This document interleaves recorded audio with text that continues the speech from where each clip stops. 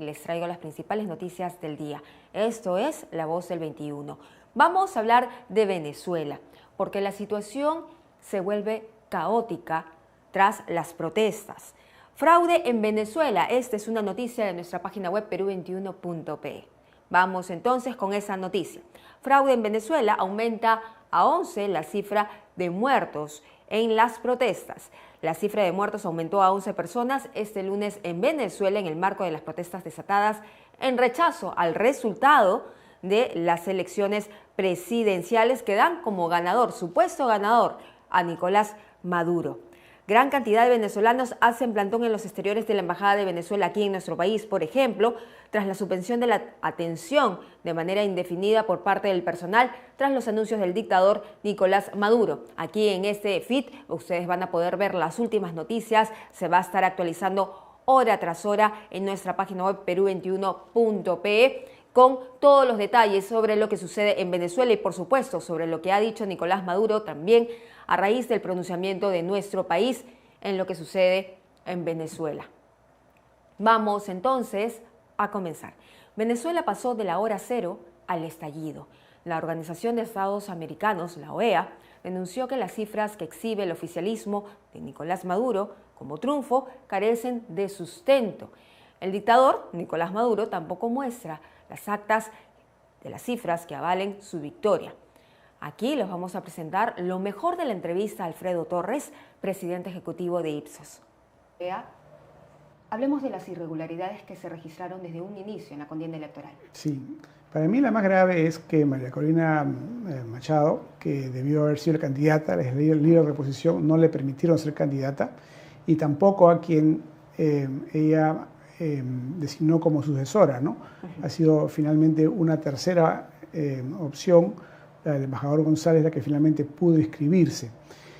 Otra irregularidad gravísima es que hay más de 7.7 millones de venezolanos fuera de Venezuela que han emigrado por culpa del chavismo y de Maduro, y se calcula que alrededor de ellos son 5 millones de electores potenciales, son adultos. No se les ha permitido inscribirse, solamente han podido votar menos de 100.000 que estaban inscritos con mucha antelación, ¿no? Entonces, eso nomás ya marca un gran distorsión del resultado, ¿no? Para no hablar de los muchos atentados que se hizo contra la prensa, contra las páginas web, incluso independientes, contra la oposición, hubo detenciones para evitar pues, que actúen, ¿no? La propia cédula de votación es muy graciosa porque tenía muchas imágenes de Maduro y para confundir al elector, ¿no? Esas son las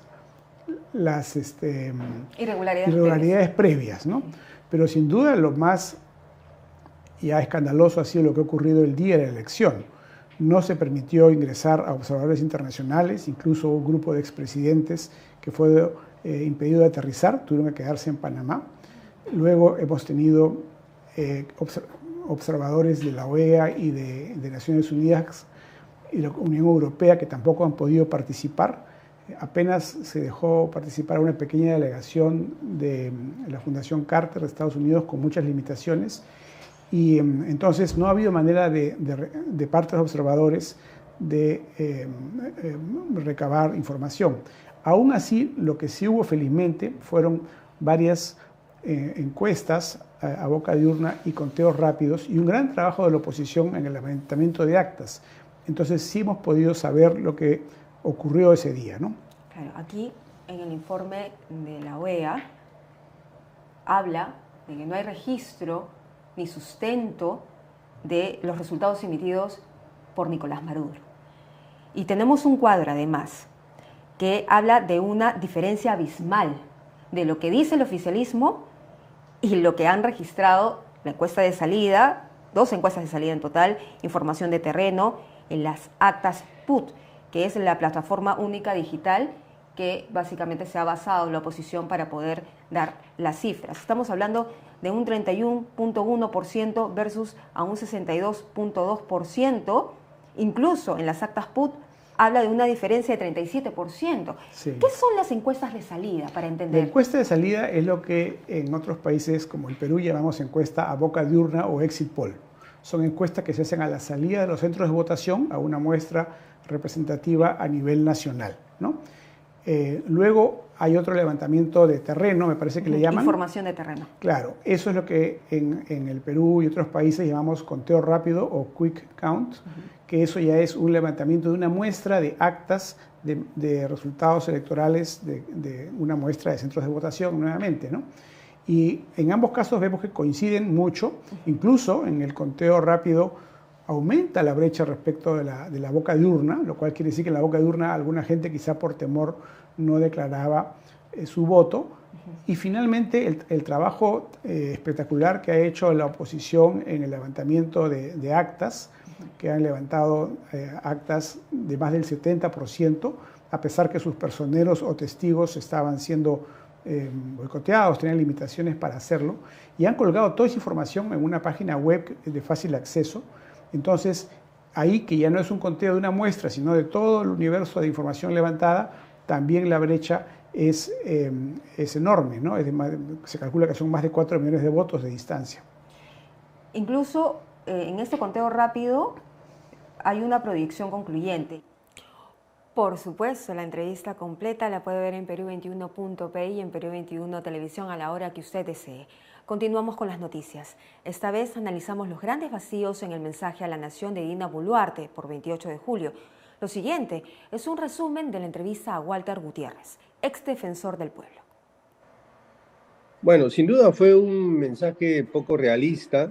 Creo que ha subido demasiadas sus expectativas. No ha tenido en cuenta que se trata de un gobierno que, como el mismo ministro de Economía lo calificó, es un gobierno débil. En varios sentidos es un gobierno débil. Débil porque no tiene respaldo político, débil porque no tiene una plataforma legislativa que lo acompañe en sus iniciativas, débil porque no tiene apoyo social ni popular, débil porque no tiene tampoco liderazgos en las carteras y en los ministerios claves. No hay precisamente perfiles técnicos, salvo honrosas excepciones. Y débil sobre todo porque ya no le queda mucho tiempo. Mire, las elecciones van a ser convocadas en abril del 2025. Es decir, para efectos prácticos estamos hablando de 9 meses de gestión. En este contexto se impone la tarea de logros que difícilmente va a poder concretar. Uno de ellos es la creación de este Ministerio de Infraestructura.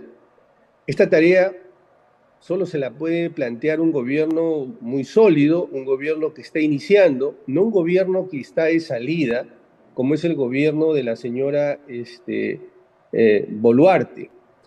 Además, hasta hace menos de un año nos hablaron de la autoridad de infraestructura, menos de un año.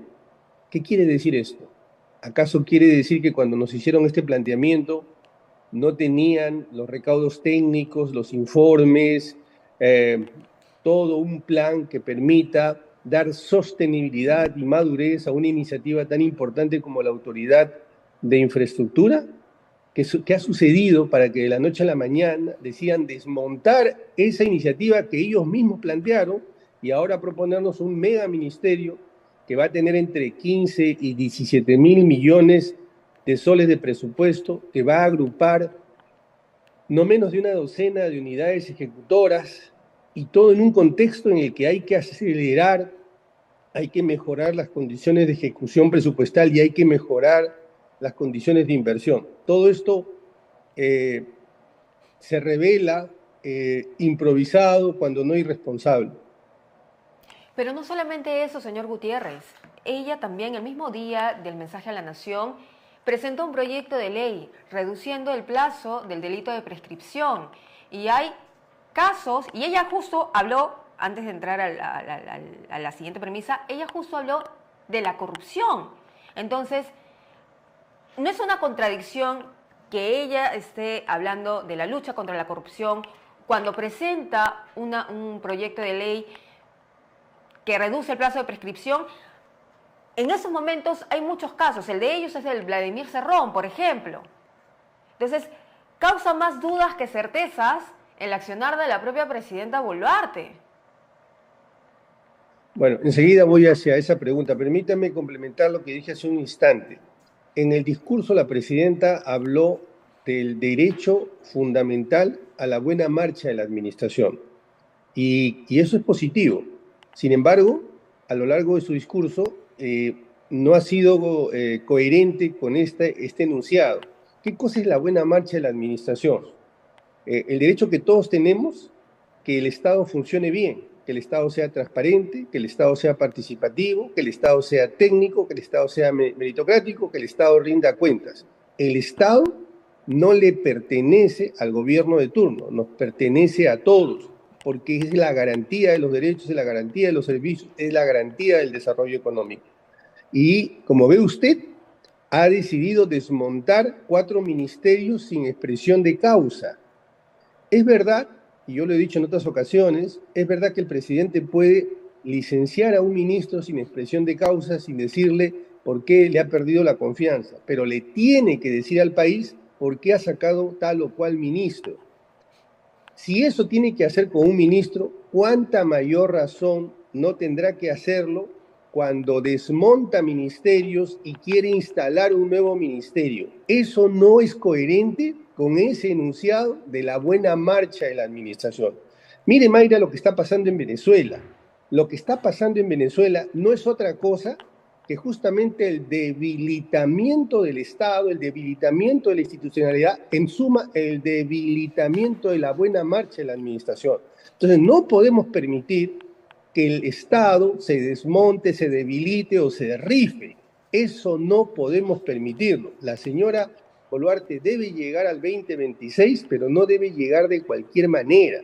Ella debe tener claridad que su gobierno es un gobierno contingente y es un gobierno débil. Y a propósito de lo que usted me plantea, en efecto, el Ejecutivo, el Estado constitucional es un estatuto de poder, es decir, los poderes se deben controlar entre sí. El Legislativo controla al Ejecutivo, pero el Ejecutivo también controla al Legislativo. Y sobre eso, la presidenta en su discurso no ha dicho absolutamente nada. Forma parte de la buena administración detener, atajar, observar los excesos que puedan venir desde el Congreso, pero a su vez también el Congreso debe detener, supervisar, controlar al Ejecutivo. En relación a la iniciativa que usted me plantea, es altamente discutible. Yo no he tenido oportunidad de revisar puntualmente la legislación, pero es discutible que se hable de corrupción, pero a renglón seguido se diga que se va a presentar una iniciativa legislativa o se está presentando una iniciativa legislativa para reducir el plazo de prescripción. Y dicho sea de paso, respecto a algunos temas que debió explicar, tampoco ha dado ninguna información, ha remitido a la Fiscalía, ha remitido a los fueros judiciales su información sobre estos temas, pero olvida que un presidente tiene que dar explicaciones permanentemente al país. ¿Y usted cree, señor Gutiérrez, que la presidenta Dina Boluarte llegue la entrevista completa, por supuesto, también en Perú21.pe y en Perú 21 Televisión? La Fiscalía de la Nación presenta una nueva denuncia constitucional contra Dina Boluarte por muertes generadas en las protestas de diciembre del 2022. La denuncia es por homicidio calificado y lesiones. Incluye a otros ministros de Estado. Iván Montoya, abogado penalista, analizó con nosotros el tema. ¿Usted esta situación?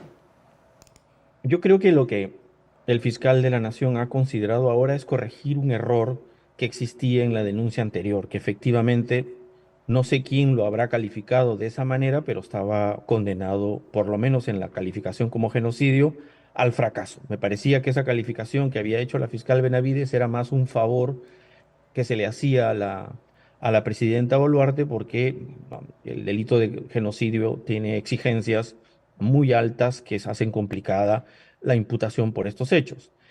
Lo que no impide, por supuesto, imputarle el delito de homicidio calificado como es el correcto al cual ha procedido el fiscal. Lesiones graves, porque estamos hablando de aproximadamente 50 muertes y ciento y tantos heridos en los contextos de la protesta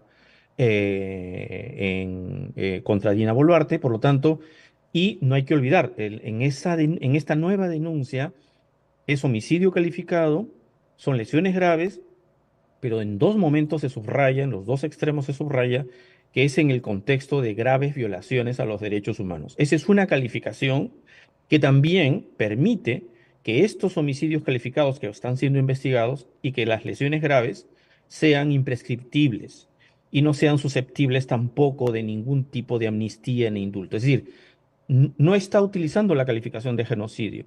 Tampoco nada le impide utilizar la calificación de crimen de lesa humanidad. Ha utilizado otra, que es la de graves violaciones a los derechos humanos, de acuerdo a jurisprudencia de la Corte Interamericana.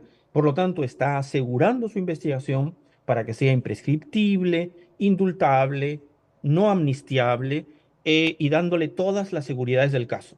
Y procediendo como corresponde. Y creo que también usa la figura de la comisión por omisión, es decir, cómo es que la presidenta, ocupando un punto en el vértice del poder y teniendo una posición de deberes de evitar un desenlace fatal, no lo hizo, sino que en todo caso facilitó o habría facilitado, habrá que ver la denuncia con más acuciosidad, o permitió que se desenvolvieran los acontecimientos con la violencia que ocurrieron y se desencadenen las muertes que han producido. Me parece que esa es la tesis del fiscal y me parece correcta, ¿no? Por la anterior, que era por genocidio, ¿no? Desde ese punto de vista está puliendo la denuncia para que no tenga ningún tipo de cuestionamientos posteriores, ¿no? ¿Y cómo queda esta nueva denuncia si es que es presentada o pasa a ser analizada en la Comisión de Acusaciones Constitucionales del Congreso? Porque la anterior también se rechazó. ¿Qué podría suceder con esta? Sí.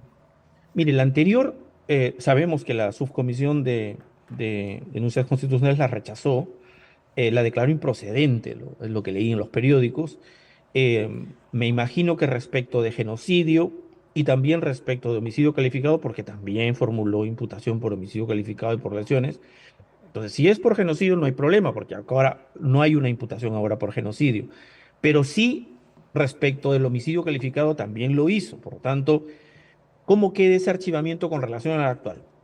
El que la subcomisión haya opinado que efectivamente se declara improcedente no tiene mayor alcance, es decir, es solo una posición que sirve de insumo para la decisión de la comisión permanente.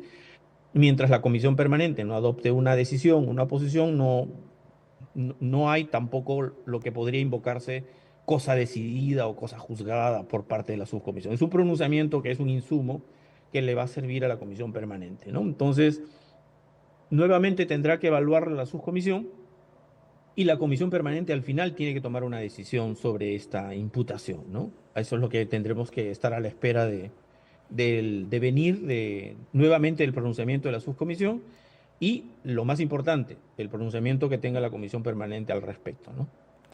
Pero, por supuesto, la entrevista completa en Perú21.pe. Ahora nos vamos con la del estribo, con Diego Molina. Conversa con el escritor Renato Cisneros. Veamos. Hola amigos, bienvenidos todos y cada uno de ustedes a la del estribo. Yo soy Diego Molina y es un placer tenerlos todos acá. Voy a pasar a presentarles a mi invitado hoy día, que en verdad no necesita gran presentación. Él es Renato Cisneros. Lo tienen conocido desde hace muchos años, desde su programa en RPP, sus columnas en El Comercio y por supuesto sus libros. La distancia que nos separa ha sido un éxito rotundo, no solo en el Perú, sino ha sido traducido a varias lenguas. Y su última novela se llama El mundo que vimos arder, que trata de un peruano a cargo de un bombardero norteamericano en la Segunda Guerra Mundial. Así que una novela semihistórica, fantástica, de la que nos va a contar más. Con eso, Renato, bienvenido. Querido Diego, qué gusto verte. Igualmente. O Molina, como te digo yo, en la intimidad de nuestra amistad. Cisneros, ¿no? Claro. Como en colegio. Así es, así como si fuera colegio. Molina, ¿por qué elegiste cerveza para mí? Porque a mí una de las cosas que me gusta del formato de tu programa es que siempre hay trago. Sí. Además de buena conversación. ¿Y el trago lo elige el invitado o tú decides por el invitado el trago que mejor lo represente? Es una buena pregunta. La idea es que el invitado escoja, Ajá. ¿no? El trago que quiera, pero contigo sabía que era cerveza, así que... Sí. Más por la hora, ¿no? Es verdad, pero me viene bien una cervecita. También. ¿Qué hubieras preferido? No, está bien la cerveza, Está bien. pero pensé en algún momento tal vez un Chilcán, un Gin Tonic, algo que me puedes invitar después. Después del programa, de todas maneras, hacemos la segunda parte del estribo. Te quería preguntar, y te lo quería preguntar en el programa, pero también siempre es, ¿a cuántos idiomas se ha traducido La distancia que nos separa? No tantos tampoco, ¿ah? Si uno se pone a pensar que hay libros que son traducidos a 20 lenguas, pero se ha traducido a 8 lenguas, que igual para mí es mucho pensando en que cuando yo escribí esa novela no pensé que su impacto iba a irradiar lo nacional y salir a otros países, que se iba a leer en otros países. Así que nada, sí, estoy siempre contento por eso. Es un libro que me sigue dando satisfacciones y cuyo alcance nunca supe medir, ¿no? Me refiero a que hasta hoy muchos lectores me recuerdan que gracias a ese libro en el que hablo de mi padre, ellos pudieron, en algunos casos, hasta inaugurar una relación con un padre ausente, distante o inexistente. Una vez que leyeron tu libro, sí, abrieron el espacio para... Sí, porque el movimiento más interesante que le puede ocurrir a un libro o a un autor no es lo que tu familia piense de tus libros cuando los libros son familiares, ¿no? Si uno escribiese pensando en lo que va a pensar la familia, pues te repliegas, no te arriesgas. Hay que vencer el cerco familiar para tratar de dialogar con un lector que no tiene nada que ver contigo tal vez, pero que tiene un padre, una familia, en fin, una circunstancia. Entonces la operación más interesante es la que hace ese lector de leer y pensar en lo narrado, pero también en lo vivido. Pero te generó problemas familiares el libro finalmente, porque hablas de temas de los cisneros. ¿Eso ya llegó a mejor puerto o hay todavía unos problemas internos familiares? O sea, se generaron incomodidades. Tal vez lo más doloroso fue que los hijos del primer matrimonio de mi papá, mis hermanos, interrumpieron su relación conmigo, ¿no? Con una de ellas sí he logrado volver a conversar y me parece que poco a poco recuperaremos lo que en su día fue una relación muy llevadera. Y con uno de ellos, con Luis Fernán, sí perdí comunicación. Dejamos de escribirnos. Él no quiso comunicarse conmigo. Y él murió el año pasado, ¿sabes? Murió el año pasado. Yo siempre que venía a Lima guardaba la esperanza de poder sentarme a conversar con él. Y eso nunca se logró. Nunca se pudo. Qué pena eso, ¿no? Pero yo creo que en la literatura tienes que entregarlo todo, ¿no? O sea, no vale y sabes que pueden pasar estas cosas, ¿no? Sí, pero en ese momento hay que escribir sin pensar en las expectativas de nadie, ¿no? Ni de tu familia, ni de tus amigos, ni de tus editores, ni de tu agente, ni siquiera de la gente, de los lectores. O sea, yo creo que la figura del lector no es importante durante la escritura. Creo que es importante después. O sea, a diferencia del periodista, ¿no? Claro, que hace mal si no piensa en el lector mientras escribe, el escritor creo que hace mal si piensa en el lector mientras escribe. La importancia del lector aparece luego, cuando el libro ya no te pertenece tanto a ti, y viene el lector a veces a explicarte el libro que tú has escrito. Desde a decirte, su visión. Oye, tu libro también tiene esta otra metáfora o este subtexto. Y eso te voy a decir de tu libro ahora también, de tu nuevo libro. Y estoy seguro que me vas a decir cosas que yo no habría carburado cuando escribía la novela. Pero teniendo ya 2 hijas, porque acabas de ser padre nuevo, hace poco, ¿no? Hace un mes y medio. ¿No piensas en ellas? Pues dices, oye, qué roche, van a leer mi libro, sí, papá. No, me da más bien por la otra vertiente, ¿no? Por hablarles a ellas a través de esos libros también. Tal vez, ¿sabes qué? Tenga que ver con, quizás sea un gesto para compensar el silencio con el que mi padre se comunicaba conmigo respecto a determinados hechos, ¿no? O sentimientos. Mi padre era un hombre muy hermético y no hablaba mucho, muy salpicadamente, de su pasado, de sus afectos, y tampoco preguntaba mucho, ni se interesaba aparentemente por la sentimentalidad de sus hijos. Era un hombre de su época, ¿no?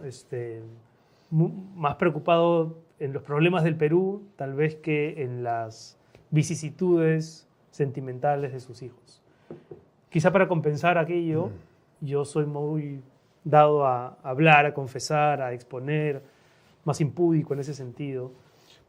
Y claro, y es dejarle a tus hijas como un registro de muchas cosas, de alguna manera, ¿no? Sí, totalmente, totalmente. Ya quisiera yo haber tenido un testimonio de mis padres de cuando yo era niño, cuando yo todavía no había llegado al mundo, ¿no? Y eso lo van a tener mis hijas. No, además, que van a buscar tu blog Busco Novia y se van a acordar. Espero que eso no lo lean. Van a ver toda tu época previa a casarte. Sí, sí, y tendré que dar en su momento explicaciones, porque aquel blog es curioso. Cuando yo escribí ese blog 2007, lo escribí durante 3 años, yo no era consciente como lo fui cuando años más tarde, a propósito de que se hizo una película, el libro se reeditó y yo al releerlo me di cuenta con bastante vergüenza de que muchos pasajes de ese blog eran tremendamente machistas. En el 2007 había mucha tolerancia con eso todavía, en Perú, en Lima concretamente, y eran textos muy machistas. Así que sí, no me enorgullezco de haber escrito algunos de esos posts. Bueno, es la educación que hemos tenido, ¿no? Nuestra educación ha sido machista. Por otro lado, son textos que revelan efectivamente una cierta idiosincrasia. En el Perú, creo que nadie podría decir que no es... Es decir, por lo menos pienso en gente de nuestra generación. Somos por formación machistas y racistas. Nos hemos ido desprogramando, pero en fin, es la educación que hemos recibido. Una educación en la que se normalizaba eso, el machismo y el racismo a partes iguales. Y la homofobia, ¿no? Sin duda. Es loquísimo cómo uno tiene, parte del proceso de la vida es desaprender Totalmente. lo aprendido. Y creo que nuestra generación ha vivido, seguimos viviendo ese desafío que implica, sí, desprogramar lo que hemos recibido como información y tratar de no adecuarlo solamente a estos tiempos, sino entender las sensibilidades de estos tiempos.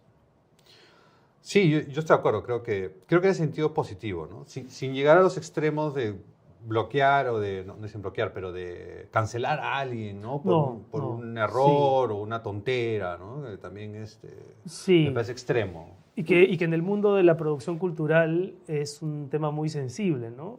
Gente que no sabe discriminar entre el sujeto ciudadano, civil, digamos, y el autor, ¿no? O el artista.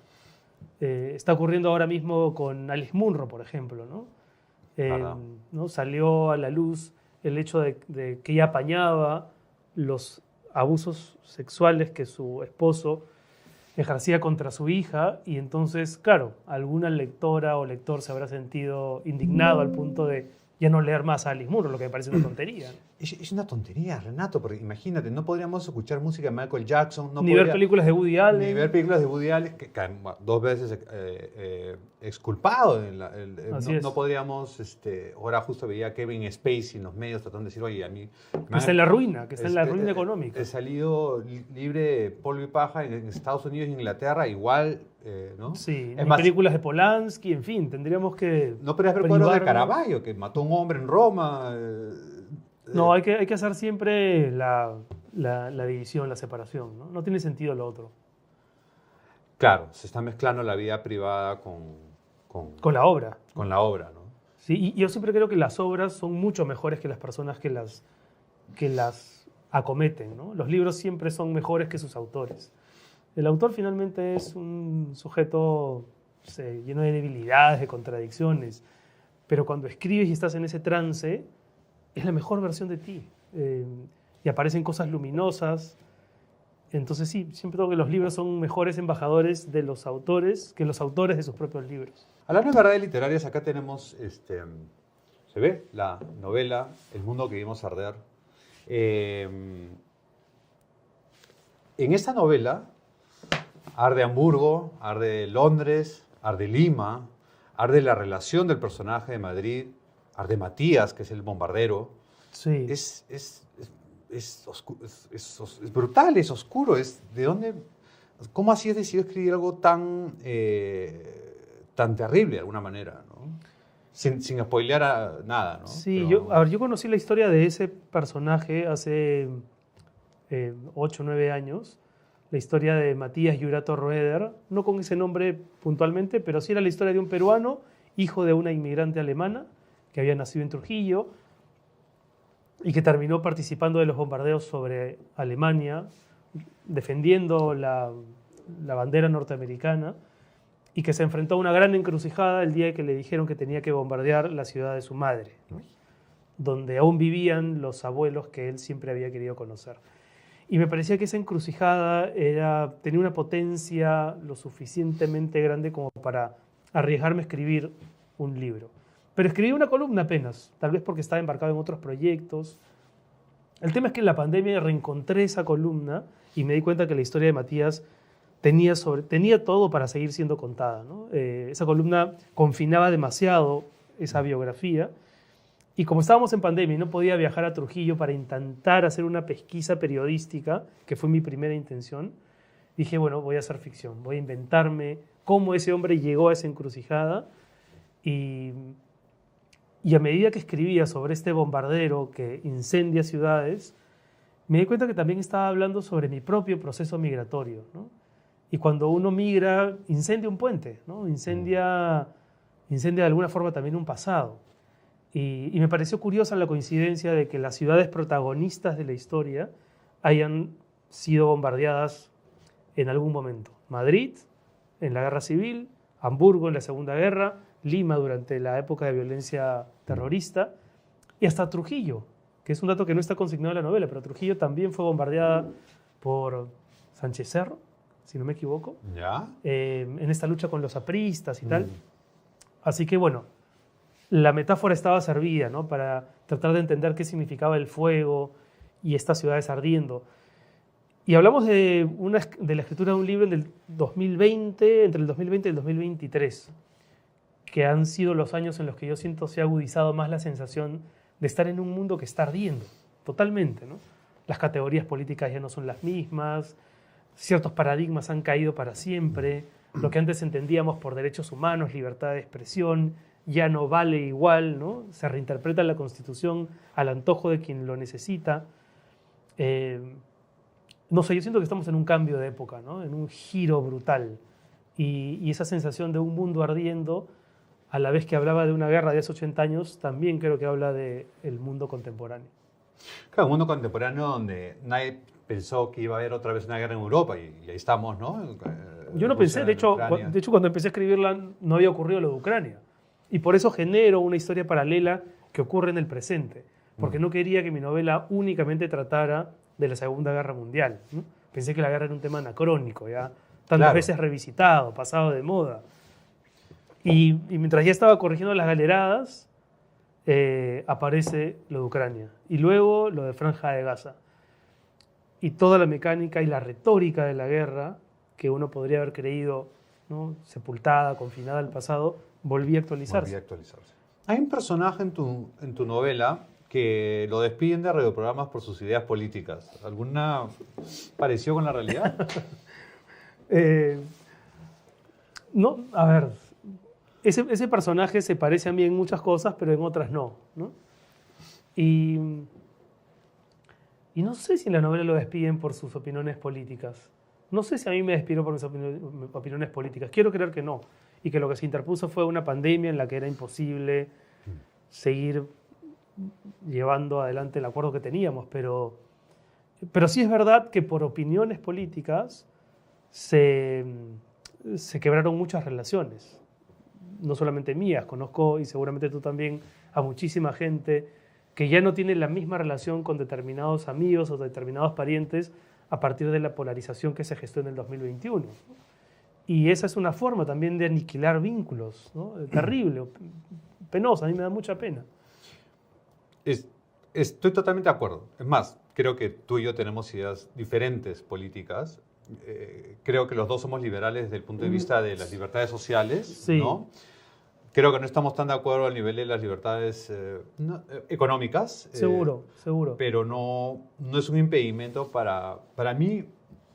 Nunca debería ser un impedimento para sentarse y poderlo conversar. Totalmente. Pero ¿sabes por qué, Molina? Porque nos hicimos amigos por otras razones. Claro. Y porque lo que finalmente nos representa ante el otro no tiene nada que ver con eso. O sea, es terrible y triste que las personas terminamos siendo identificadas por nuestros pensamientos políticos cuando lo que verdaderamente nos define en la vida es, qué sé yo, si, los buenos padres que somos o intentamos ser, ¿no? Nuestros vínculos más afectivos, amicales, los libros que hemos escrito. Lo que realmente queda, ¿no? Por lo otro... Yo creo que al final, ¿no? Ante el espejo, ¿qué es uno? ¿Sus opiniones políticas? No creo, ¿no? Y además incendiar puentes, usando tu analogía, debido En nombre de esas ideas. en nombre de esas ideas o de esos políticos, ¿no? También, No, también. No, Sí. no es para tanto, ¿no? O No sea, es para digamos, tanto. o sea, yo estoy de acuerdo con ser pasional ante temas políticos y, por supuesto, defiendo a tal, pero eso no es algo personal. No. Y tú decías esto de que se puede conversar pensando distinto. Y creo que el libro, en algún sentido, también es un homenaje a la conversación, ¿no? Digamos, todo se desflagra a través de una conversación. La conversación del personaje contemporáneo con el taxista, la conversación de Matías en el barco con el que termina siendo su padre putativo. Hay muchas conversaciones. Yo quería que el libro también sea como una especie de homenaje al diálogo. Pasan cosas importantes cuando la gente se sienta a conversar, ¿no? Hay una frase de Paul Valéry que es famosa y que a mí me parece que representa muy bien el verdadero drama de la guerra. Las guerras son esos lugares donde jóvenes que no se conocen ni se odian se masacran siguiendo órdenes de viejos que sí se conocen y sí se odian, pero no se masacran, ¿no? Esa para mí es una síntesis de la guerra, de cualquier guerra, ¿no? De este genocidio que está ocurriendo en Franja de Gaza y de lo que está sucediendo también todavía en Ucrania. Para ti sí es un genocidio lo de Franja. Sí, a mí no me queda ninguna duda. O sea, Pero es una palabra grosa, ¿no? Es una palabra que, digamos, lo que los códigos internacionales han descrito para definir una circunstancia que es la que está ocurriendo en Palestina, en este aniquilamiento sistemático de campamentos de refugiados, la cantidad de niños que han muerto. Me parece que sí amerita el uso del término. Yo no estoy de acuerdo. Yo creo que hay crímenes de guerra, sin duda. Y creo que estos viejos horribles que dice Valéry, como Netanyahu, Sí. deberían ser procesados. Él y todo su gabinete. Pero para mí son crímenes. Hay crímenes de lesa humanidad, hay crímenes de guerra, pero no saltaría a decir genocidio, ¿no? Bueno, pero mira, al final lo que termina separándonos son terminologías. Creo que en el fondo los dos condenamos lo mismo, ¿no? Lo execrable del abuso del poder para matar inocentes. Totalmente de acuerdo, ¿no? Más allá de la terminología exacta, Sí, ¿no? sí. Lo mismo pasa aquí en el Perú, ¿no? O sea, podemos debatir si fue conflicto armado interno, violencia interna, terrorismo.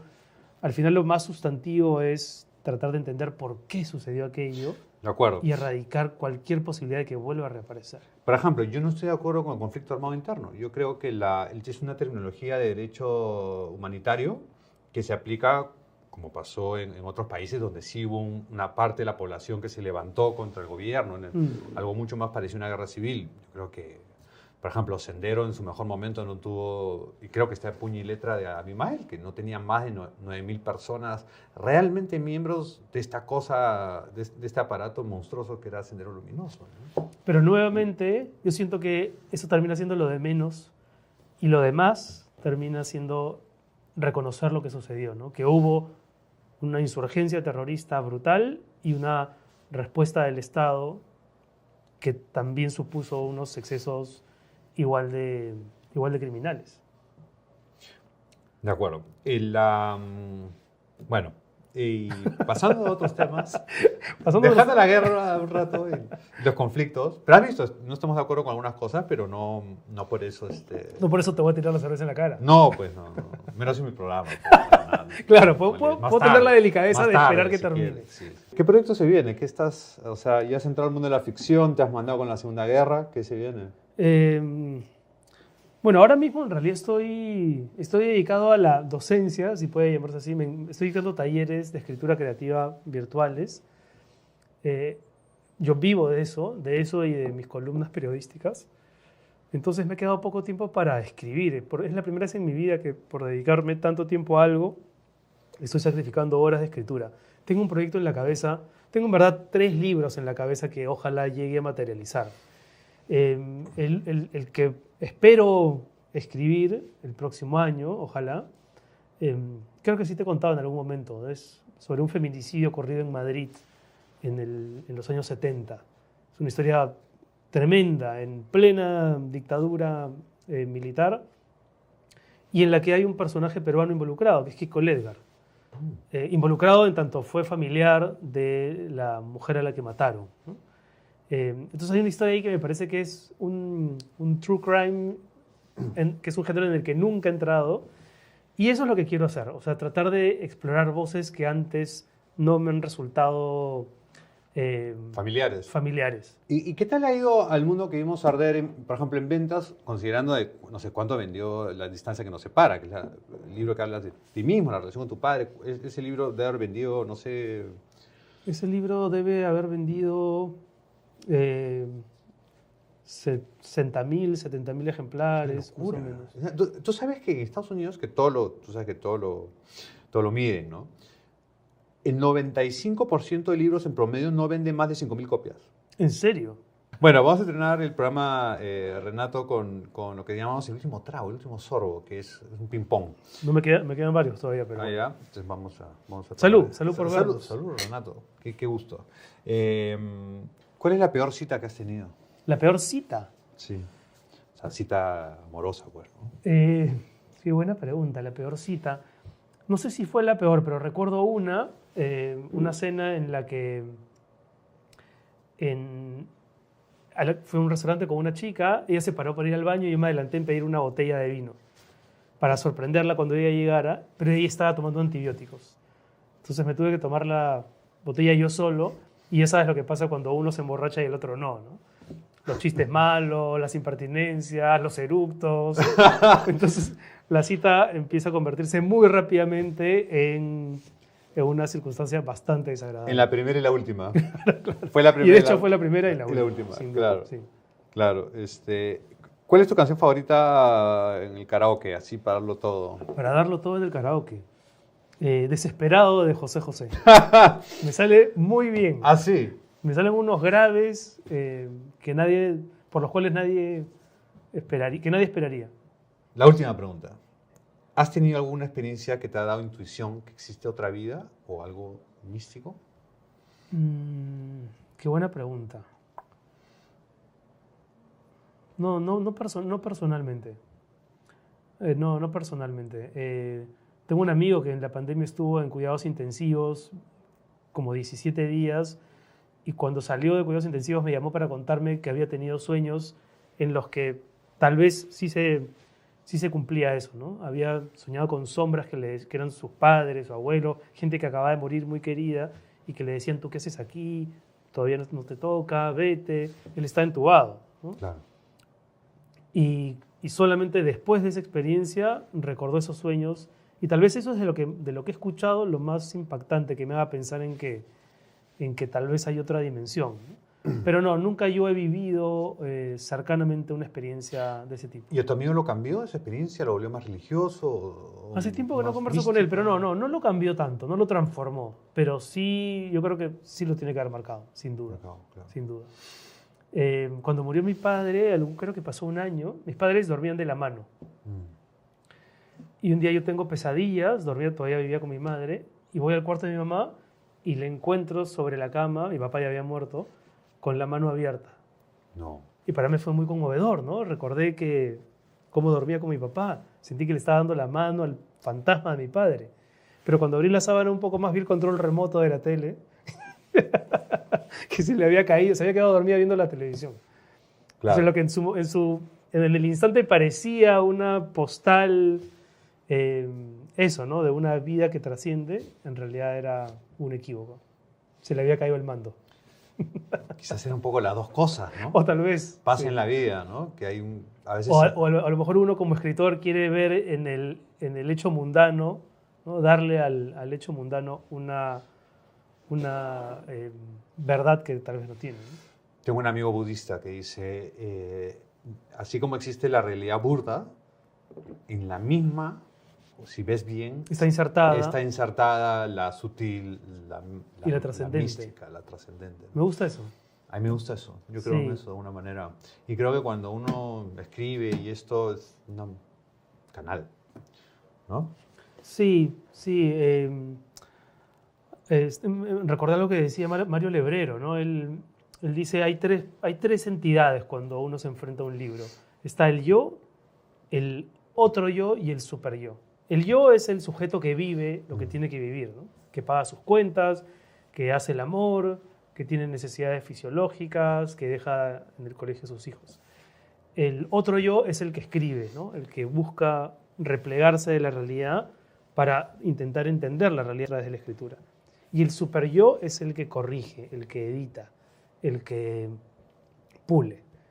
Y dice él, más vale que el super yo sea el genial. Los otros dos no importa. El genial tiene que ser el que corrige. No tanto el que escribe, sino el que da el puntillazo final. Pero que no reprima, ¿no? Pero que no reprima, sí. ¿Estás mandándole un mensaje subliminal a alguien o qué? ¿Tú crees? No sé. No. Digo que está bien editar, pero a veces de lo que hablamos al comienzo de la conversación. Sí. No importa si se molesta fulanita, menganito. No, eso no. Pero un editor, por ejemplo, yo creo, ya para ir concluyendo, Sí. Un editor es valiosísimo porque uno pierde distancia crítica con su trabajo, Molina, ¿no? Uno escribe y está tan metido en el encuadre de la historia que está contando que no es capaz de ver lo que está sobrando, lo que está desacomodado.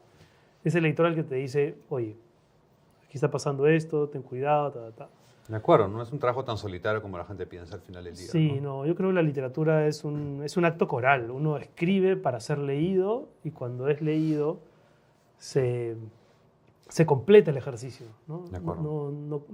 Sí, es un acto solitario, pero al mismo tiempo también es eso, ¿no? Que crea comunidad. Es un acto que crea comunidad, un ejercicio comunitario. Sí, yo creo que la literatura tiene más valor en eso que cualquier otro medio, ¿no? Porque es tan personal, tan íntimo el haber leído el libro y conversarlo. Es muy distinto que haber visto la misma serie y conversarla, ¿no? Sí, hay películas que te pueden transformar, hay series que te pueden conmover, pero cuando uno sale de un libro que lo ha remecido, el efecto, ¿no? La duración de ese remesón es mucho más prolongado. De acuerdo. A mí me gusta esto que dice Jonathan Franzen, la buena escritura es la que perturba a los calmados y calma a los perturbados. Me encanta.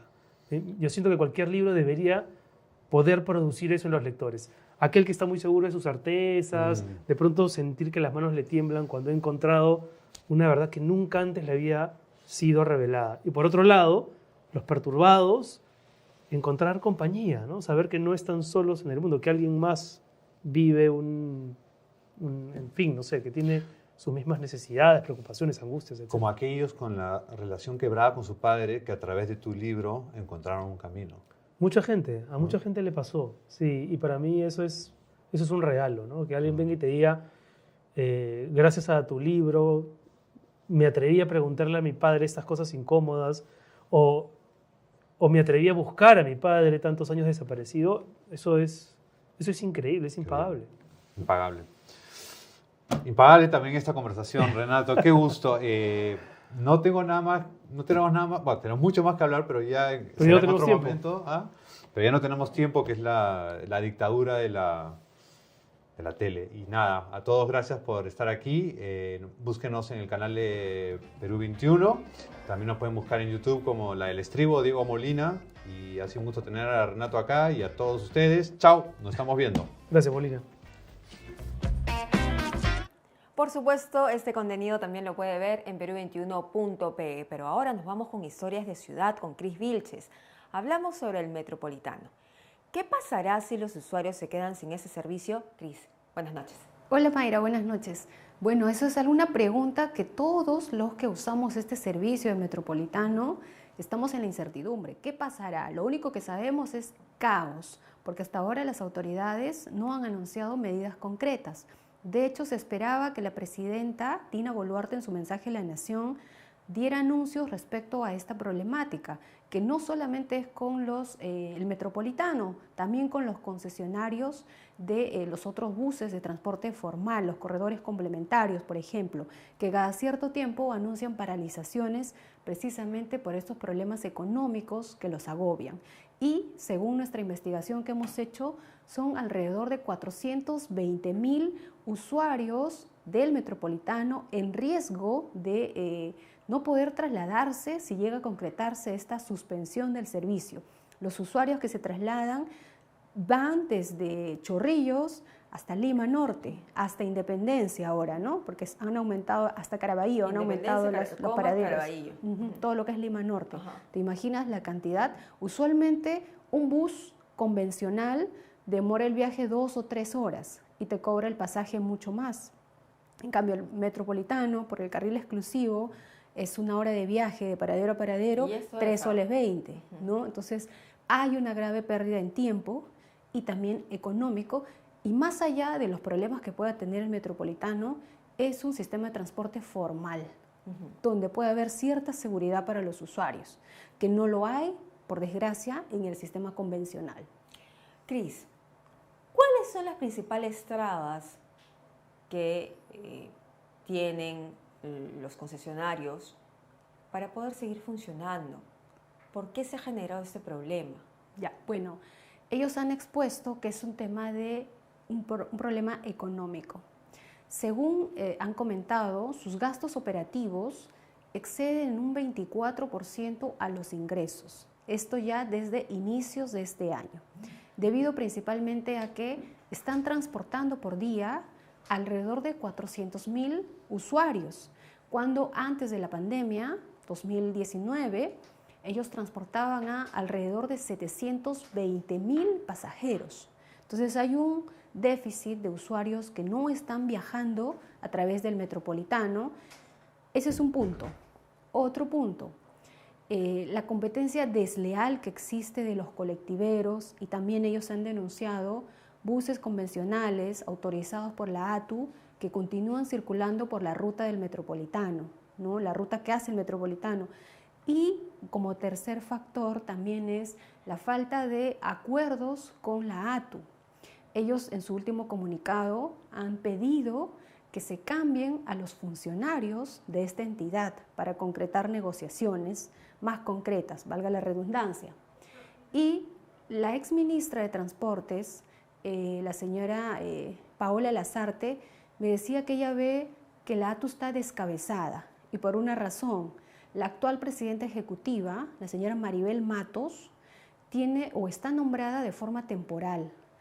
Hace un mes ya el Ministerio de Transportes y Comunicaciones debió designar oficialmente una nueva presidenta ejecutiva, porque esto se hace cada cierto tiempo, pero no ha ocurrido esto con la ATU. En todo caso, no la han formalizado oficialmente a ella como presidenta ejecutiva. Ella ahorita tiene cargo de temporal.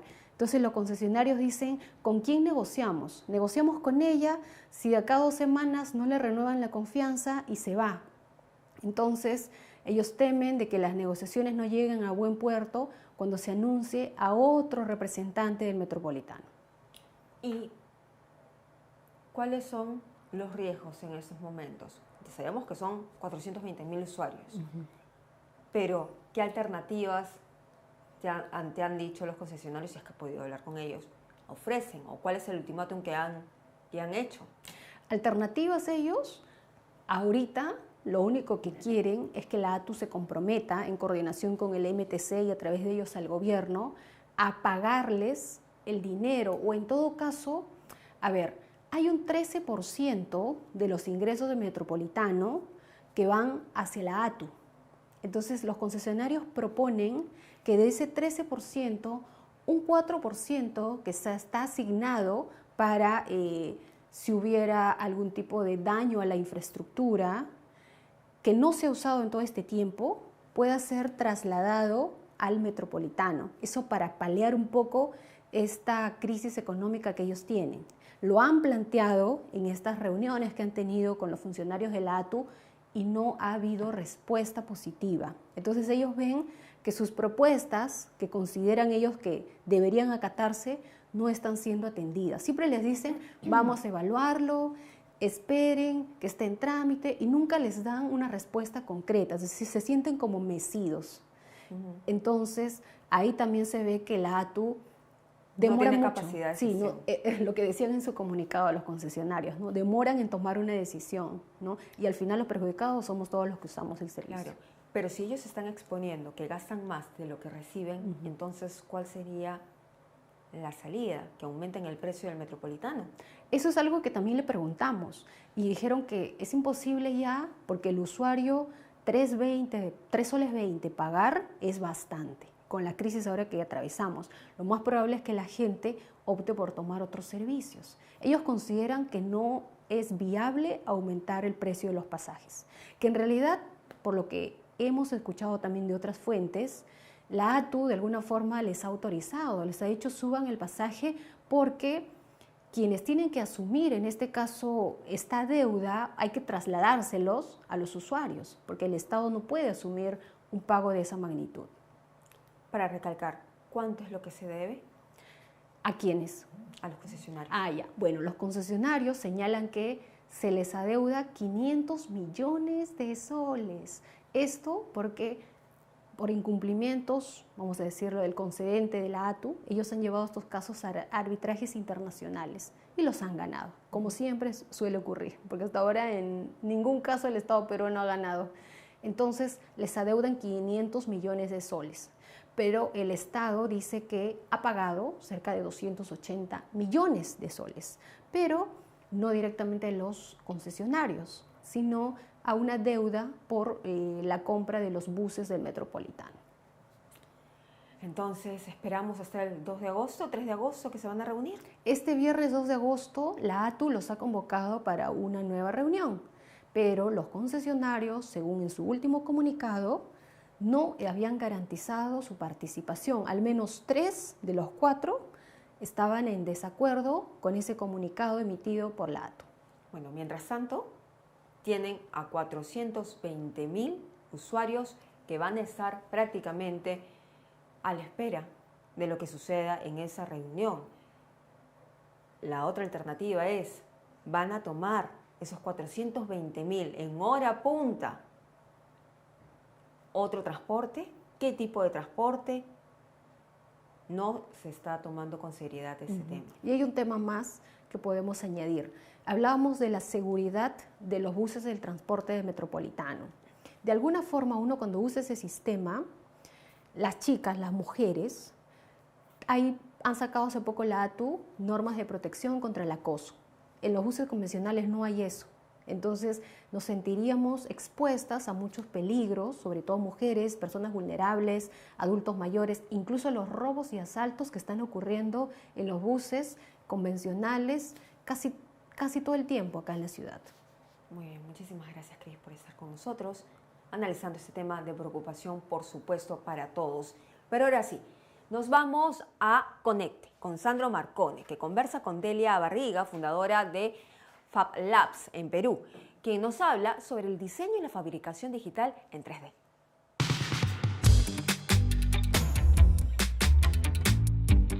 Hola, soy Sandro Marcone, bienvenidos a una nueva edición de Conecte. Conecte es este espacio para pensar en la educación peruana que gracias a Perú 21 TV, ¿no?, podemos disfrutar de conversaciones y de reflexiones sobre cómo lograr mejorar la calidad de la educación en el Perú, sobre la base de consensos mínimos. Seguro hay muchas cosas en las que no nos podremos poner de acuerdo, pero sí tienen que haber 4 o 5 cosas fundamentales en las que sí. En ese sentido, nos acompaña para conversar el día de hoy Delia Barriga, que es la directora ejecutiva de Fab Lab Perú y además que es miembro de la red global de laboratorios de fabricación digital. Delia, bienvenida, muchas gracias por estar aquí. Gracias a ti por la invitación y a Perú 21 TV también. Bueno, la idea, Delia, es que nos cuentes un poco sobre la fabricación digital. De repente alguno de los que nos están viendo, de nuestros acompañantes, nuestros seguidores que nos están viendo, no tienen claro, ¿no?, qué cosa es fabricación digital. Tal vez la conocen como impresión 3D, ¿no? Sí, bueno, es más que impresión 3D, ¿no? En realidad los Fab Labs nacen en el año 2001 en el centro de bits y átomos de MIT con el propósito de acelerar la próxima matriz productiva con determinadas características, como es una producción distribuida, como es un producto o un servicio personalizado, como hay elementos también del IoT, ya que el creador de los Fab Labs, que es Neil Gershenfeld, era uno de los que compartía la patente de IoT también. Entonces, estos espacios, estos laboratorios, donde confluyen multidisciplinas, multigeneraciones, que están equipados con elementos, como dijo Sandro, las impresoras 3D, pero también las cortadoras láser, también las ruteadoras, también los escáneres, también elementos de robótica, de electrónica, ¿no? De desarrollo de software. Y entonces es un sitio para crear, un sitio de creatividad, un sitio de innovación, un lugar para compartir, para co-crear, para investigar, para analizar. Es obvio que entonces, yo creo que ya para los que nos están escuchando ya empiezan a entender, ¿no?, cómo es que esto encuadra en la educación, ¿no? Comentábamos antes de empezar la entrevista que ya habían más de 60 laboratorios de fabricación digital. ¿Estoy en lo correcto? Bueno, hay algunos que todavía faltan registrarse, pero sí, sí. Eso solo Ya en el casi Perú. todas las universidades tienen, ¿no? Ujú. Y digamos, desde tu experiencia, aquellos que se han instalado, formado, creado en escuelas, ¿no?, ¿cuáles crees tú que son los primeros impactos? ¿Qué es lo que has visto? ¿Cómo lo reciben los docentes? ¿Con miedo, con recelo o todo lo contrario? Bueno, yo creo que de todo, pero sobre todo con mucha curiosidad, que es un elemento importantísimo para adentrarse en estos espacios. Lo que se quiere de estos laboratorios es que sean abiertos también. Y si bien están en las universidades, que sean un lazo comunicador con su entorno. Y es importante también que las escuelas asuman esto. Por ejemplo, nosotros tenemos un piloto en el Colegio Melitón Carvajal. Ahí se ha instalado, con un convenio, un Fab Lab dedicado a la carpintería. Y la verdad, me encanta ir a verlos porque encuentras todo ese bullicio, esas ganas de aprender, chicos diseñando. Algunos hasta ya se atreven a ponerle electrónica a algunos diseños de muebles pequeños, ¿no? Entonces, es la creatividad, la curiosidad, la imaginación también. Y darnos un poco esa libertad de poder ir más allá de lo que estamos acostumbrados. Hay, claro, un principio pedagógico fundamental en lo que planteas, ¿no?, que va en la línea, o sea, a diferencia de nosotros, que aprendimos de lo abstracto a lo concreto en la escuela, ¿no?, gracias a los laboratorios de fabricación, a los Fab Lab, pues, y a otras estrategias, pero en este caso a los Fab Lab, se puede aprender de lo concreto hacia lo abstracto, ¿no? Uno puede hacer cosas. Yo recuerdo pues el taller de haz tu propio juguete, ¿no?, que en una época se realizaba, ¿no? Esta idea además que siempre me ha emocionado, ¿no?, que digamos, si soy un carpintero y hago un diseño de sillas, ¿no?, y quiero vender en todo el mundo, mi conocimiento de la logística internacional es abrumadora, ¿no? Porque tengo que mandar sillas a todas partes del mundo, pero con la fabricación digital ya no tengo que mandar bienes, ¿no es cierto? Mando el diseño. Exacto. Mandas la creatividad. Es claro, es como ir al corazón, ¿no es cierto? La pura creatividad, el puro valor agregado, ¿no? ¿Cómo? Eso es, pues estamos en la era de la información y el conocimiento, ¿no?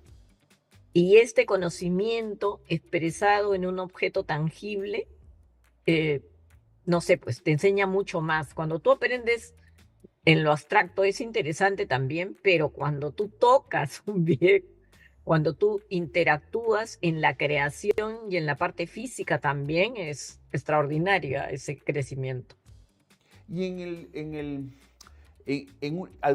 ¿tienes alguna aplicación práctica en escuela? Me dices que este piloto en el Melitón Carvajal. Sí, en el Melitón Carvajal. ¿Qué cursos, qué profesores crees que son los más propicios o los que entienden más rápido, los que se enganchan más rápido? Mira, yo he visto de todo, ¿ah? No solamente en Melitón, pero hemos capacitado docentes de educación para el trabajo con el Minedu y había de todo. Y a veces quien más se enganchaba era quien menos tú creías que se iba a enganchar, que era una profesora, por ejemplo, de contabilidad. Nada que ver, ¿no? Ella misma decía, ¿qué hago acá? El primer día. Y luego recordó que le encantaba diseñar cuando era niña. y se reencontró con esa niña diseñadora, curiosa, ¿no? Y esto tiene un poco la fabricación digital, esto te contagia, ¿no? Y obviamente, claro, los docentes que están más ligados quizás a las ciencias o a las matemáticas o la geometría, la trigonometría, la física, a todos les va a gustar en realidad, pero yo he visto experiencias de todo tipo, ¿no? Y recientemente también hemos trabajado con artesanas quechohablantes. Y el reto fue difícil, ¿no? ¿Cómo le enseñas a alguien que no habla tu mismo idioma, pero que tiene unas ganas de aprender increíble? ¿Y cómo logras que interactúen con programas de diseño si no saben leer ni escribir, ¿no? En español. Fue Claro. todo un reto, pero se logró. Claro, además es una de las demostraciones de cómo la tecnología, lo digital, en realidad puede romper fronteras, como ya sabemos, ya estamos más o menos acostumbrados, rompe fronteras físicas, ¿no es cierto? Pero también puede romper fronteras culturales, ¿no? Como tú mencionabas ahora, ¿no? Sin necesidad de tener el castellano como lengua madre, ¿no? Las artesanas podían hacer sus diseños y ver plasmados sus diseños luego en una impresión, ¿no? Hacer modelos, prototipos de cosas. Y justo conversábamos y hablábamos de esta aplicación que a mí también me parece espectacular, que tiene que ver con la moda, ¿no es cierto? Este evento que organizaste o han organizado durante muchos años, que ahora me entiendo es global, ¿no? Cuéntanos un poquito más. Este año el evento que empezó en el 3D Fashion en el 2017 y que ha ido creciendo y que ha ido también mejorando y que ha sido invitado a pasarelas internacionales como las de Alta Roma, las de Nueva York, las de Milán. Este año va a ser parte del evento mundial de los Fab Labs, que se va a realizar del 3 al 9 de agosto en Puebla, México. Y entonces es para nosotros un honor y un orgullo también poder llevar toda esta puesta en marcha, esta visión de poder mostrar ciencia y tecnología en una pasarela. Porque a veces la ciencia y la tecnología se percibe como dura, cuadrada, ¿no? Difícil de entender. Pero cuando tú la muestras en una pasarela, resulta tan amigable, tan, no sé, tan agradable para la vista, Claro. que la gente la asume y le parece increíble lo que se logra. Por ejemplo, biomateriales, microorganismos vivos embebidos en electrónica, biomateriales, programables, ¿no? Si ahora es una locura todo este mundo ya de intersección entre la fabricación digital y la biología molecular sintética, ¿no? Claro, y además en esta época en que el boom de la inteligencia artificial generativa lleva pues a algunos, como al nivel de paranoia, a pensar en que la tecnología va a reemplazar al ser humano, ¿no? Cuando te escucho y cuentas de la curiosidad, de la creatividad, del gran espacio creativo que es un laboratorio digital, ¿no? Me dice, bueno, pero que nos reemplacen en las cosas que no son importantes para poder tener más tiempo para dedicarnos a curiosear, a explorar en un laboratorio digital, por ejemplo. Así es. El otro día escuché una ponencia de un amigo en Arequipa y él decía, en realidad la inteligencia artificial no es inteligente, es la inteligencia humana acelerada, ¿no? Como no se puede, digamos, comprimir todas las inteligencias en un solo cerebro, eso lo hacemos con la inteligencia artificial, pero no quiere decir que sea inteligente, tiene la inteligencia humana, ¿no? Eso. Es la que está de atrás Eso. de la inteligencia. Eso, creo que la etiqueta de inteligencia artificial ha confundido a mucha gente, ¿no? Yo también he escuchado a gente que dice deberíamos hablar de inteligencia aumentada. No es inteligencia. Por supuesto, el contenido también de Conecte lo puede ver en Perú21.pe. A continuación, nos vamos con Inés García Belaunde, que nos cuenta las actividades de la FIL 2024. Gracias por el pase, Mayra. Fiestas patrias habrán acabado, pero la feria continúa. Los talleres de ciencias, recitales sobre los poemas de César Vallejos, conversatorios sobre las escritoras más jóvenes de la Feria del Libro, además de invitados como Francisco Sagasti y Mauricio Canosa, fueron la hora de la feria. En la tarde se desarrollarán talleres de origami, conversatorios sobre el Bicentenario del Perú, las batallas de Junín y Ayacucho, la importancia de las novelas históricas, e invitados como Santiago Posteguillo, Cromwell Jara y Gianfranco Ereña, este último más conocido como el youtuber El Buen Librero. Todo terminará con un concierto de Sweet Palmera. En cuanto a nosotros, siempre nos pueden encontrar en el stand 196. Y anoche el cineasta Luis Llosa presentó su libro Secretos de un Latino en Hollywood. Perú 21 TV estuvo en esta presentación donde participaron grandes amigos del hombre del cine. El famoso cineasta peruano Luis Llosa presentó en la Feria Internacional del Libro su libro Secretos de un Latino en Hollywood, que son nada más y nada menos sus memorias como director de series y películas en Perú y en Hollywood. En esta presentación estuvo acompañado de la directora de Perú 21, Cecilia Valenzuela, y el escritor Alonso Cueto. Desde que tú has hecho el cine exitoso que has hecho a nivel internacional, los jóvenes peruanos que hacen cine no quieren solamente hacer cine en el Perú o ser financiados únicamente por esta suerte de esta entidad del Ministerio de Cultura que mira con muchos sesgos sus decisiones o que toma con muchos sesgos sus decisiones. Lo que ellos quieren es ser exitosos en Hollywood, porque tú les has roto el techo, como Mario Vargas Llosa les rompió el techo a los escritores en el Perú. Eso es muy emocionante y en nombre de todos esos jóvenes cineastas maravillosos, escritores, geniales, yo te doy las gracias. El libro narra elocuentemente más de una anécdota de la carrera de Llosa y cómo hizo para llegar hasta donde hoy está. Empecé, primero como cinéfilo. Cuando tú te dedicas al cine, primero eres un cinéfilo. Hice algo de crítica de cine, como cuento en el libro, en la revista Oiga. Eran críticas en realidad muy arrogantes, autosuficientes, porque en vez de criticar la película que había visto, en realidad lo que yo decía era cómo yo hubiera hecho la película, ¿no? Entonces tuve esa época de crítico de cine, luego vino la televisión con La Torre de Babel, que fue de verdad una experiencia fantástica. He vuelto a ver hace poco con el propio Mario algunos capítulos.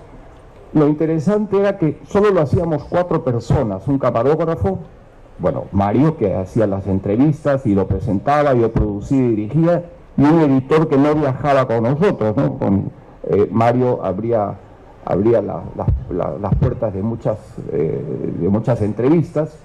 Entonces así empezó el periplo en la televisión. Me quedé porque Genaro me invitó, vino Gamboa, vino después un productor americano que vio uno de los Gamboas y me dio mi primera oportunidad para entrar en el cine americano. Me acogieron en una agencia muy importante. Tú en Hollywood no existes si no tienes una agencia. Y una de las características, de las constantes en tu libro, de las cosas en las que insistes es, y esto le podría servir a muchos, es la importancia de mantener la autoridad del director, del que dirige en el escenario, frente a los caprichos, los embates y los egos revueltos de los actores, ¿no? Entonces, uno de los, me parece que es un tema de enorme aprendizaje, porque claro, un peruano que llega y que se enfrenta a gente que ha tenido muchísimo éxito, como Sylvester Stallone o como Sharon Stone, es difícil, ¿no? Muchas veces podría haber sido difícil para ti mantener la importancia que tiene el ser director en quien un productor ha confiado. Entonces, no sé si nos podrías comentar una de las escenas, de las historias más, creo yo, interesantes en el rodaje. Hay que decir que son 3 películas muy taquilleras, ¿no? Sniper, El Especialista y Anaconda, las que dirige.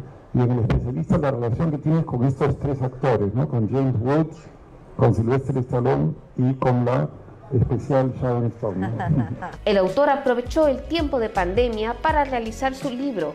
Su inspiración sin duda llegó de su familia, especialmente de sus hijos, quienes lo animaron a escribir su historia. ¿Cómo nació la idea? evidentemente que en las sobremesas con la familia uno cuenta los detrás de cámara, uno cuenta las vicisitudes, los momentos pues excitantes, los momentos frustrantes. Y mis hijos sobre todo me decían, si has estado en primera fila de tantas cosas, ¿por qué no compartes esto? No solamente en la sobremesa, sino, por ejemplo, escribir algo al respecto. Pues yo asociaba escribir un libro de este tipo con el ocaso, cuando uno ya está por retirarse, ¿no? Entonces, pero sucedió algo que me hizo replantearme eso. Yo estaba en República Dominicana, había ido 3 días a firmar un contrato para una película que después se hizo. Este era un 12 de marzo del 2020. Me cerraron el aeropuerto de República Dominicana, me cerraron el aeropuerto de Lima, entonces me quedé ahí varado en una... Era el momento de la pandemia, por supuesto, a eso me estoy refiriendo, era el momento de la pandemia. Entonces me quedé solo, Roxana y Mateo estaban en Lima, Micaela y Pipe, mi hija, en Lima, mi hijo Sebastián le pasó algo similar, fue por 3 días a Estados Unidos a renovar una residencia y se quedó también. Entonces yo estaba solo con un perro en República Dominicana. Perú 21 estuvo en la presentación y esto fue lo que nos dijo.